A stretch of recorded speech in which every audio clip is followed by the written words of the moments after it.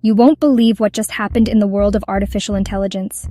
Yesterday, a brand new AI system did something that's both jaw-dropping and a little terrifying. It replaced 100 jobs in just one day. Okay, let's break this down. I'm not talking about something in the distant future or some far-off factory. This literally happened. Real companies, real people, real consequences. So what's this AI all about? It's called Ultratasker. Imagine a supercharged digital employee that never sleeps, never eats, and learns almost instantly. This AI isn't just crunching numbers, it's answering customer emails, designing social media graphics, even writing up contracts. All the stuff that used to take entire teams? Ultratasker does it, faster and often better. Now, here's the shocker. On launch day, one medium-sized company in Mumbai plugged Ultratasker into their workflow. By dinner time, 100 people's jobs were, well, gone.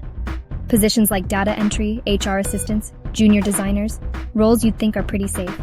Turns out they're exactly what this AI is built to handle. Let's talk impact.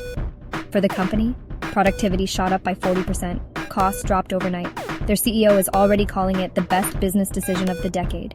But for the employees, that's a punch to the gut. One former staffer said, "I've been replaced by a program that doesn't even take chai breaks."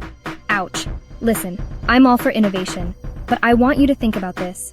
If AI can do 100 jobs in a day, what's stopping it from doing 1,000 next week or 1,000,000 next year? The pace of change is wild, and it's only accelerating. So what now? Should you panic? Not quite. Here's my take. Instead of competing with AI, learn to work with it. Upskill. Get creative. Focus on what humans do best. Empathy, problem solving, out-of-the-box thinking.